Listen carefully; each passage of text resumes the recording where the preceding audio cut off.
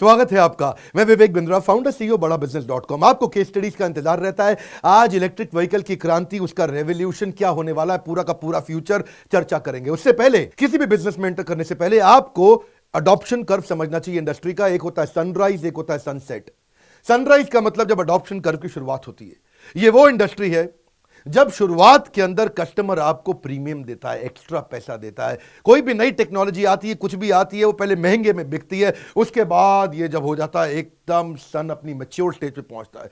दोपहर के 12 बजे जब बहुत धूप होती है, ये वो समय है जब पूरी मैच्योरिटी आ जाती है इंडस्ट्री के अंदर। कंपटीशन बढ़ चुका होता है, हर आदमी उस माल को बेच रहा होता है। और बाद में आता है सनसेट इंडस्ट्री, जब नीचे आने लगता है सूरज, ढलने लगता है। ये वो समय है जब प्रोडक्ट बदलने का समय आ जाता है। हर इंडस्ट्री में एक सनराइज भी होता है और सनसेट भी होता है। इलेक्ट्रिक व्हीकल के अंदर भयंकर सनराइज है। सनराइज इंडस्ट्री की निशानी क्या है? ये वो इंडस्ट्री होती है जहां इन्वेस्टर लगातार पैसा लगाना चाहता है, सारे स्टार्टअप्स और वेंचर कैपिटल वहां एंटर करते हैं। दूसरा, ये एक इंजन बन जाता है फ्यूचर इकोनॉमिक ग्रोथ को। तीसरा, स्टेडली ये एम्प्लॉयमेंट को जनरेट कर रहा है। चौथा, इसमें प्रॉफिट बहुत ज्यादा मिलते हैं। और पांचवा, एनवायरमेंट पे हमेशा पॉजिटिव असर पड़ता है। ये पांच चीजों से समझ में आता है इंडस्ट्री अभी चढ़ रही है कि नीचे गिर रही है। रियल एस्टेट इस समय सनसेट है और इलेक्ट्रिक व्हीकल सनराइज पे है। इंडियन गवर्नमेंट ने तूफान मचा रखा है, एक मिशन ले लिया है, ऑटोमोटिव इंडस्ट्री को पूरा बदल देंगे। नितिन गडकरी का वो इंटरव्यू जो बहुत ही उसके बाद हंगामा हो गया था पूरे देश में। क्या बोले, 2030 तक मैं सारी गाड़ियों को उखाड़ के खत्म कर दूंगा, केवल इलेक्ट्रिक गाड़ी चलेगी देश में।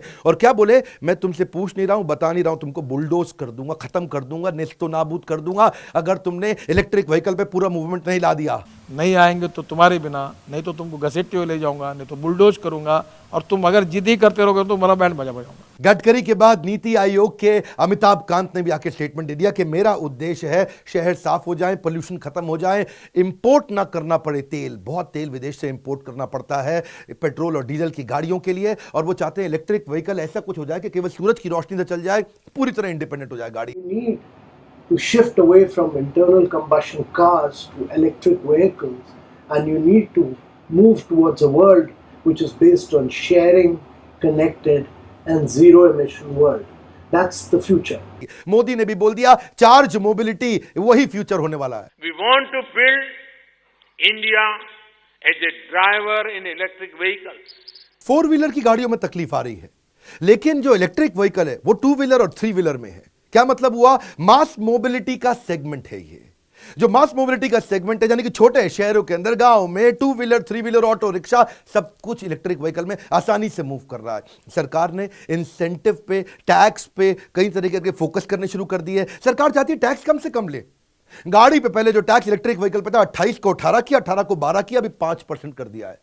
जो अभी रिसेंटली चार्जर, गाड़ी को चार्ज करने का सिस्टम बनाया है, उसको 18% से सीधा 5% टैक्स पर ला करके रख दिया है। ऐसे इंसेंटिव दे रहे हैं, तरह तरह के पैकेजेस दे रहे हैं कि गाड़ी इलेक्ट्रिक व्हीकल को किसी तरह के सपोर्ट कर दे, सब्सिडी दे डालो सारी। इन्होंने फेम बनाया एक नई संस्था, faster adoption and manufacturing of electric vehicle. ये जो फेम बनाया, इसमें सारे देश के थिंक टैंक डाल दिए, किसी तरह आगे बढ़ा दो उसको। दुनिया अडॉप्ट करती जा रही है।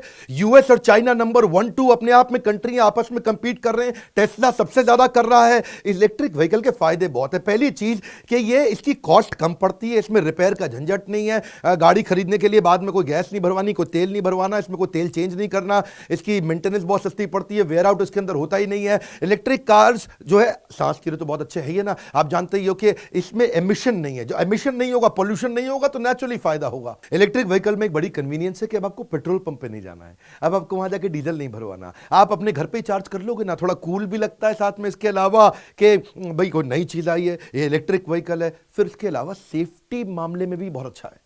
सेफ्टी के अंदर अगर आप पहले देखें, पहले 2 करोड़ गाड़ियों में आग लगने के चांसेस होते हैं जो टेस्ट होता है उसका, पेट्रोल डीजल की। लेकिन ये 2 करोड़ नहीं कह रहा, ये कह रहा है कि 12 करोड़ गाड़ी में से किसी एक में आग लग सकती है। इसका मतलब सेफ्टी के मामले में ये बहुत आगे निकल गया। मेंटेनेंस की बात मैं कर ही चुका हूं आपसे। आवाज ये गाड़ी करती नहीं, ना बाहर करती है ना अंदर करती है। इसके रेडियस टर्न करने के ज्यादा अच्छे बना दिए हैं। और जो कामगार आदमी हैं, जो छोटे गांव में आदमी काम करता है, लोडिंग का, रिक्शे का, वो ज्यादा इनकम कमा सकता है कम एक्सपेंडिचर में, क्योंकि बाकी गाड़ियों में एक्सपेंडिचर ज्यादा होता है। थोड़ा अगर इसका गणित लगाएं कि ये गाड़ी सस्ती क्यों पड़ती है, देखिए क्यों फ्यूचर होने वाला है, मेरी बात समझिएगा। एक मॉडल होता है TCO, total cost of ownership. यानी कि कोई भी चीज को खरीदने की टोटल कॉस्ट क्या पड़ती है। गाड़ी खरीदना ही एक कॉस्ट नहीं है। गाड़ी खरीदना तो पहली कॉस्ट है, इसको बोलते हैं परचेज कॉस्ट। दूसरी है उसकी मेंटेनेंस की कॉस्ट, गाड़ी का रख रखाव कैसे करना पड़ता है। तीसरी है उसकी सर्विस की कॉस्ट, कि उसकी सर्विस में कितना पैसा लगता है। दूसरी गाड़ियों में सर्विस में कोई भी आप गाड़ी खरीदोगे 10-20 हज़ार रुपये 30 हज़ार रुपये की सर्विस होती है, इसकी सर्विस कम पड़ती है। चौथी इसकी फ्यूल की कॉस्ट, कि बार बार पेट्रोल डीजल कितना डालना है। पांचवी इसकी डेप्रिसिएशन की कॉस्ट, अब डेप्रिसिएशन भी इस पर कम लगता है। तो टोटल कॉस्ट ऑफ ओनरशिप, उसके कारण इलेक्ट्रिक व्हीकल दुनिया में फेवरेट हो रही है। सरकार थोड़ी एम्बिशियस हो चुकी है, गोल सरकार ने बिल्कुल क्लियर बना लिए हैं।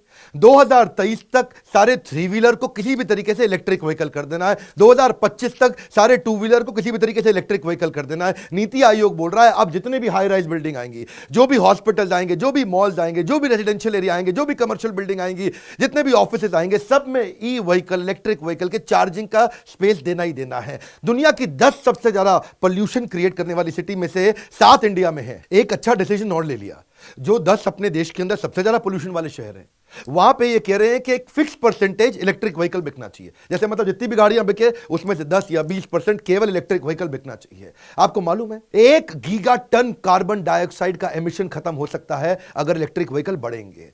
आज हमारा देश पेट्रोल डीजल खुद थोड़ी बनाता है, आज मिडिल ईस्ट से लाना पड़ता है पेट्रोल डीजल। सारा $330 बिलियन अपन बचा जाएंगे अपना देश इंपोर्ट के चक्कर में, जिससे फिस्कल डेफिसिट हो रहा है, रुपए की वैल्यू बर्बाद हो रही है, देश की इकोनॉमी खत्म हो रही है, देश से डॉलर बाहर जा रहा है, आपका इंपोर्ट बढ़ रहा है। अरे एक्सपोर्ट जो देश ज्यादा करता है, चाइना आगे बढ़ा एक्सपोर्ट के कारण। ई व्हीकल अगर आ गया, अपना इंपोर्ट की कॉस्ट कम होगी, देश स्ट्रांग हुआ। एक बात तो है कि मेरे साथ देश में सबसे ज्यादा व्यापारी जुड़ा हुआ है, जो व्यापार करने में इंटरेस्टेड है, हमारे चैनल पे आता है। इसमें क्या समझना है आपको, जब आप नए व्यापार में एंटर करते हैं, पहली चीज मैं बता चुका हूं, सनराइज इंडस्ट्री होना चाहिए। दूसरी चीज कि उसमें एंट्री मारे कैसे उसमें घुसे। आज इलेक्ट्रिक व्हीकल की बात कर रहे हैं, इसमें घुसने से पहले क्या तैयारी करना चाहिए। पहली चीज, जब प्रोडक्ट बना रहे हो, इलेक्ट्रिक व्हीकल तो कई लोग बना रहे होंगे, बनाते वक्त आपको कंज्यूमर की जर्नी को पहचानना पड़ेगा, मार्केट की नीड और साइज को समझना पड़ेगा, रॉ मटेरियल कहां से लाऊं उसकी तैयारी करनी पड़ेगी। इसके अलावा मैन पावर कैपेबिलिटी कैसे लाऊं, मेरे का वर्किंग कैपिटल इंफ्रास्ट्रक्चर मैनेजमेंट कितना है, और एग्जिस्टिंग इनोवेटिव प्रोडक्ट क्या चल रहे हैं, मैं उनको कैसे इंप्रूव करूं। जिसने जो इनोवेशन ला दिया, परवाह नहीं कोई भी, उसके इनोवेशन में जो गलती है उसका इंप्रोवाइजेशन चाहिए। Improvisation in existing innovation can kill the existing innovation. मेरी बात समझिए, जो भी इनोवेटिव माल लेकर के आया वो कुछ तो गलती कर रहा है। आज मैं आपको अपने leadership funnel everything about entrepreneurship के पार्टिसिपेंट मिस्टर नाहक की बात बताऊंगा। इनकी कंपनी ने क्या किया, इलेक्ट्रिक व्हीकल की इंडस्ट्री को समझा, केस स्टडी रहती है, कोई एग्जांपल रहता है, बात ज्यादा समझ में आती है। इन्होंने गलतियां ढूंढी इंडस्ट्री में क्या हो रही है, बाकी ई व्हीकल में क्या गड़बड़े हो रही है, जिसको मैं इंप्रूव करूं, उसको बोलते हैं product development, new product development. हर कंपनी की एक टैगलाइन होती है। इसी तरह नाहक ने हमसे सीखा प्रोग्राम में टैगलाइन क्या बनाया, we turn innovation into value creation. कितना भी इनोवेशन हो रहा हो, उस इनोवेशन में रियल वैल्यू नहीं आएगा, कस्टमर को क्या फायदा। और अगर आपने इनोवेशन को रियल वैल्यू बना दिया, मैं भी बताऊंगा आपको एग्जांपल, कि वीडियो को पूरा देखना पड़ेगा आपको, तभी गेम चेंज हो पाएगा। 3 फायदे होते हैं जब आप इनोवेशन में वैल्यू क्रिएट कर देते हैं। 3 फायदे होते हैं। पहला, कि आप कंपटीशन से बहुत आगे निकल जाते हैं, यू गेन कॉम्पिटिटिव एडवांटेज। दूसरा, अर्ली रेवेन्यू मिलते हैं, आपको जल्दी पैसा आता है। तीसरा, चेंजिंग एनवायरनमेंट का आप पे फर्क खत्म, आप पहले ही बहुत आगे निकल जाते हैं। अगर मैं आपको थोड़ा कंपैरिजन कर दूं तो बात आसानी से समझ में आ जाती है। पहले जो ऑटो रिक्शा था वो 3 रुपए किलोमीटर चलता था, अभी ई रिक्शा 1 रुपए किलोमीटर चलता है। अब जो भी चल रहा है चलने दो उसको, लेकिन उसके अंदर जो कमियां हैं, उसके अंदर क्या इनोवेशन ला दें, उसके अंदर इंप्रोवाइजेशन ला दें। गार्बेज ट्रक जाया करता था पहले, उसके बाद में भी गार्बेज ट्रक जो बड़ा बल्कि था साइज में, उस मैनुअल है सब कुछ, उसमें कूड़ा हाथ से ही भरना है, हाथ से ही बाहर निकालना है, दिक्कत होती थी। बाद में आया ई रिक्शा का ट्रक आ गया, लेकिन अभी भी मैनुअल प्रोसेस था। नाहक जी ने क्या किया जी, उसमें डाल दिया हाइड्रोलिक सिस्टम, छोटा रिक्शा, अब वो जगह जगह घुस जाता है, पतली पतली गली में जाता है, अपने आप हाइड्रोलिक तरीके से वो उठ के बाहर कूड़ा निकाल देता है, उसी में सारा भर भी देता है, पूरा ऑटोमेटिक हो गया। 3 आदमी का काम 1 आदमी करता है, पैसा भी बच गया और जगह जगह उसकी कवरेज भी मिल गई। अब एक और कंपैरिजन समझिए कि पहले जो गाड़ियां आ रही थी, ई रिक्शा वगैरह जितनी भी ई व्हीकल थे, वो या तो आयरन की बॉडी के बने थे या स्टील कोटेड थे, लेकिन थे आयरन की बॉडी के ही। अब अगर चाहे वो स्टील कोटेड हो लेकिन है अंदर आयरन, जंग लग जाएगा कुछ दिनों के बाद, और अगर खाली आयरन की बॉडी है तो जंग और जल्दी लग जाएगा। अब वो कोरोजन के चक्कर में नुकसान कस्टमर का होता था, इन्होंने देखा अपॉर्चुनिटी निकल के आई, तो एक नया इंप्रोवाइजेशन आया, इसको बोलते हैं FRB, फाइबर रीइंफोर्स्ड प्लास्टिक। आपने देखा ना मेट्रो के अंदर जो बढ़िया सा मटेरियल लगा होता है, एयरक्राफ्ट के अंदर जो बढ़िया सा मटेरियल लगा होता है, बड़ा स्ट्रॉन्ग मटेरियल है, इसको बोलते हैं एफआरपी। ये नया मॉडल आया है, ये नई टेक्नोलॉजी आई, जिससे हुआ क्या जी, अब वो जंग लगना बंद हो गया, उसकी लाइफ बढ़ गई। Improvisation in existing innovation. आपको ना अपने बिजनेस में डरने की कोई जरूरत नहीं है। कुछ भी हो रहा है आपके आसपास, कोई भी आपसे आगे निकल गया, कोई जरूरत नहीं। नाहक की तरह सोचो, नाहक ने क्या देखा, मार्केट के अंदर मोपेड चला करती थी, और ये बड़ी अभी भी चलती हैं, ऐसा नहीं चलती थी। पेट्रोल की मोपेड आती है जी, उसमें 100-100 किलो का वजन डाल करके एक दुकानदार इधर उधर माल सप्लाई करने वाला सब भर भर के ले जाते थे। अब ये पहली बार देश में ऐसा हुआ, इलेक्ट्रिक मोपेड निकाल दी।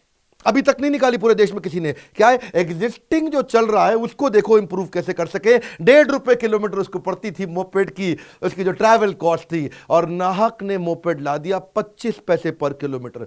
6 गुने का फर्क है। ये 25 पैसा पर किलोमीटर, वो 1.5 रुपया पर किलोमीटर। और मोपेड अभी इंडिया में आई नहीं। सबसे ज्यादा बड़ा मार्जिन, सबसे बड़ी ग्रोथ नाहक को मिलने का कारण यही है, प्रोडक्ट के अंदर वो इनोवेशन लेकर के आओ, वो इंप्रोवाइजेशन, वो वैल्यू क्रिएशन जो अभी और कोई नहीं कर पाया। 1 साल के अंदर उसको मोपेड फ्री हो जाएगी। इसी चक्कर में जो नाहक के डीलर बने हैं ना, वो फटाफट इसी चक्कर में नोट छाप रहे हैं कि जो जो इनके साथ जुड़ता है। अब रूल बड़ा सिंपल है सर, बिजनेस के अंदर जो चल रहा है उससे आगे निकलने के लिए उसकी गलती को आप इंप्रूव करते हैं। आपने देखा high price high speed sports bike बहुत चलती है, जूम जूम जूम करके लड़के भगाते हैं, और वो इलेक्ट्रिक व्हीकल इसलिए नहीं खरीदते, लोग सोचते हैं जी उसमें तो स्पीड आ ही नहीं सकती। पहली बार नाहक ने, अभी तक इंडिया में नहीं हुआ था, फिर से एक और जंप मारा। सनराइज इंडस्ट्री के अंदर सनराइज प्रोडक्ट ऐड कर दिया, high speed electric sports bike ला दी। अब ये देश में किसी के पास नहीं। इसी के कारण अब जो क्या होता है, एक तो नाहक तेज ग्रो करता है, अब नाहक के साथ उसका सीएनएफ, उसका डीलरशिप पूरा ग्रो कर जाता है। ये मैं आपको बिजनेस में अलग अलग गैप ढूंढने के तरीके बता रहा हूं कि इंडस्ट्री में कंपटीशन के आप गैप कैसे ढूंढो। इलेक्ट्रिक व्हीकल के बिजनेस में गैप एक और निकला कि पहले डीजल लोडर हुआ करते थे, अब ई लोडर बना दिए। अब डीजल लोडर पहले 1000 रुपया में एक दिन का काम करता था, अब ये ई लोडर 400 रुपए में एक दिन का काम कर देता है। लेकिन इतना ही नहीं, चेंज किया लेकर के आए कि उसमें स्टोरेज के तरीके को चेंज कर दो। ऐसा नहीं कि खुला स्टोरेज दे दो, खाली उसको मल्टी स्टोरेज कार्ट बना दो, कंटेनर कार्ट बना दो, फूड कार्ट बना दो, मल्टी डेक का स्टोरेज का सिस्टम बना दो। जब अब इसमें अलग अलग वेजिटेबल कार्ट बना दो, अब जो बेचारा सब्जी बेचने वाला है, अब वो सब्जी बेचने वाला अपनी ही गाड़ी को लगा के अलग अलग रैक के अंदर सब्जी सजा के उसी में ही बेच देगा। ऐसा नहीं कि उसके अंदर भर के जाए, बाद में ठेले पे लगाए, अपनी दुकान पे लगाए। इससे क्या होता है जी, कंज्यूमर के हिसाब से, कंज्यूमर को साथ में रखते हुए प्रोडक्ट को बनाओ, जो चल रहा है उसकी गलती को सुधारो। तो मैं इस वीडियो को समराइज करूंगा ताकि लर्निंग समझ में आ जाए। पहला स्टेप क्या बताया आपको कि इंडस्ट्री ठीक चुनो भाई, जिस इंडस्ट्री में घुस रहे हो, कहीं सनसेट इंडस्ट्री में तो नहीं चलेगा, सनराइज होनी चाहिए। दूसरा बताया प्रोडक्ट ठीक से बनाओ। अब इंडस्ट्री ठीक हो गई, प्रोडक्ट ठीक हो गया, अब डिस्ट्रीब्यूशन ठीक चाहिए। बेचूंगा कैसे भाई, मैंने ठीक प्रोडक्ट बना दिया, बेचना भी तो आना चाहिए ना। बेचने के लिए चाहिए आपको distribution network. Normally distribution network क्या था कि जी मैन्युफैक्चरर से जो गाड़ी बनाता है वो आती है डिस्ट्रीब्यूटर के पास, डिस्ट्रीब्यूटर से आती है डीलर के पास, डीलर से आती है सब डीलर के पास, सब डीलर से आती है कस्टमर के पास। चेन लंबी है, डिस्ट्रीब्यूटर मार्जिन खाएगा, और जब डिस्ट्रीब्यूटर अपनी चलाता है सारा कंट्रोल खत्म हो जाता है। तो ये कंट्रोल बनाए रखने के लिए ये मार्केट अनऑर्गेनाइज्ड है। इसको ऑर्गेनाइज बनाने के लिए डिस्ट्रीब्यूशन नेटवर्क में आपको मार्केट को फिर से समझना पड़ेगा, फिर से मार्केट की गलतियों को पकड़ो, फिर देखो, अपने हिसाब से डिस्ट्रीब्यूशन नेटवर्क बनाओ। यहां डिस्ट्रीब्यूशन नेटवर्क नाहक ने अपने साथ मिलकर कैसे बना, मैं कोचिंग किया मिस्टर नाहक की, उन्हीं का है ब्रांड नाहक, जिनकी ये गाड़ियां चलती हैं। और मॉडल कैसे चेंज किया, अपने साथ में गाड़ी किसी डिस्ट्रीब्यूटर को नहीं दी, खाली सीएनएफ को दी, कैरी एंड फॉरवर्ड। ये सुपर स्टॉकिस्ट की तरह काम करता है, और कैरी फॉरवर्ड से सीधा डीलर, वहां से सीधा कस्टमर। अब क्या हो गया जी, देखिए डिस्ट्रीब्यूटर अगर बेचेगा तो ना सेल्स का प्राइस पॉइंट का आपके हाथ में रहेगा, ना सर्विस आपके हाथ में रहेगा, ना डिलीवरी आपके हाथ में रहेगा, ना क्वालिटी आपके हाथ में रहेगा। यहां सारी चीज अपने हाथ में हो गई। सीएनएफ इनका अपना ही है, और जो सीएनएफ होता है बेचारा पैसा भी बहुत नोट छाप जाता है, उसको बड़ा बेनिफिट देते हैं, उसको बड़ा सपोर्ट देते हैं। और वहां से अपने डीलर के पास अब कोई भी गाड़ी आपको चाहिए तो सीएनएफ से डीलर के पास किधर भी जाने में 3-4-5 घंटा लगता है। आपको कलर चेंज करना, आपको मॉडल चेंज करना, आपको डिजाइन चेंज करना है, 4 घंटे में गाड़ी पहुंच जाती है। कस्टमर बहुत खुश हो गया। अब इन्होंने बीच में एक लेयर हटा दी ना, और एक लेयर हटने से वही पैसे को उसी से सीएनएफ ज्यादा कमा रहा है, उसी से डीलर ज्यादा कमा रहा है, और कस्टमर को ज्यादा फायदा मिल रहा है। कई बार पुराने सिस्टम ठीक नहीं होते, एग्जिस्टिंग इनोवेशन में इंप्रोवाइजेशन चाहिए, आप गेम चेंज करेंगे। इसके अंदर आपको एक बात मुद्दे की समझनी जरूरी है कि केवल कस्टमर ही कस्टमर नहीं है। नाहक के लिए सीएनएफ भी कस्टमर है, नाहक के लिए डीलर भी कस्टमर है, नाहक के लिए कस्टमर भी कस्टमर है। अब सीएनएफ को फायदा कैसे, वो कैसे कस्टमर बना, उसकी जो वेयर हाउस का किराया है वो नाहक कहता है मैं खुद ही दूंगा, तेरे को टेंशन नहीं लेनी है। सीएनएफ के जो एम्प्लॉय की तनख्वाह है ये खुद ही देंगे, उसके ट्रांसपोर्टेशन की जो खर्चा है वो कहते हैं मैं खुद ही दूंगा, उसका लोडिंग अनलोडिंग का खर्चा है नाहक कहता है मैं खुद ही दूंगा, उसको जो बढ़िया मार्जिन है नाहक कहता है मैं खुद ही दूंगा। अब सीएनएफ कहता है मैं क्या करूंगा, नाहक कहते हैं तू नोट छापेगा। अब सीएनएफ को जब फायदा लगता है ना वो अच्छा सपोर्ट देता है। अब इसके कारण फायदा क्या है, जब सीएनएफ सॉलिड हो गया, कैरी ऑन फॉरवर्ड जिसको बोलते हैं ना, डिस्ट्रीब्यूटर की जगह बनाया है, तो रिटेलर जो एक्चुअली डीलर है, जो एक्चुअली गाड़ी बेचता है, उसको माल जल्दी मिल जाता है, 4-5 घंटे में माल पहुंच जाता है। वैसे पुराने सिस्टम के अंदर वो बेचारा डीलर कम से कम 10 कस्टमर ऐसे छोड़ने पड़ते थे उसको, क्योंकि उसके पास माल की सप्लाई नहीं थी। यहां पीछे सीएनएफ माल तुरंत देता है, वो 10 गाड़ी कम से कम महीने की फालतू बेचता है। इसीलिए डीलर भी क्या कहता है, जी मजा ही आ गया मुझको, उसके मुंह से कहता है अरे वाह। बात बड़ी सिंपल है, इंडस्ट्री बहुत ऊपर जा रही है। मैंने आज आपको 3 बातें बताई, इंडस्ट्री ठीक ढूंढो, प्रोडक्ट बढ़िया बनाओ, डिस्ट्रीब्यूशन ठीक कर लो। इलॉन मस्क कहते हैं we will not stop until every car on the road is electric. जब तक सारी गाड़ियां इलेक्ट्रिक नहीं कर दूंगा, इलॉन मस्क बोले, रुकूंगा नहीं। मैं चाहता हूं आप भी मत रुकिए, आप क्यों रुकते हैं? इस वीडियो को शेयर करिए, सनराइज इंडस्ट्री समझिए, 3 स्टेप का फ्रेमवर्क जीवन में उतारिए। कमेंट बॉक्स में बताइए कौन सी बात आपको समझ में आई। इस वीडियो के अंदर लाइक करके उत्साह बढ़ाइए, 2 लाख लाइक चाहिए मेरे को। और एक बात बताऊं, सब्सक्राइब आपने किया, दूसरों से क्यों नहीं करा? सोशल मीडिया पे मैं नए कई अलग प्रकार के वीडियो डालने शुरू करें, मेरे को सोशल मीडिया पे फॉलो करिए, इन लिंक्स को जरूर नीचे चेक करिएगा। अगर आपको नाहक से जुड़ना है, उसका बोर्डलाइन नंबर हमने आपको दिया है, नीचे भी दिया है, सामने भी दिया है। लेकिन अगर आप मिस्टर नाहक की तरह अपने बिजनेस को नेक्स्ट जे कर देना चाहते हैं तो हमारे इवेंट्स को आके अटेंड करिए। एवरीथिंग अबाउट एंटरप्रेन्योरशिप के बारे में बोर्ड लाइन पे फोन करके पता लगाइए। हमारे साथ जुड़े रहने के लिए, वर्ल्ड का नंबर 1 एंटरप्रेन्योरशिप यूट्यूब चैनल बनाने के लिए आप सबका प्रेम पूर्वक मुस्कुराहट के साथ धन्यवाद।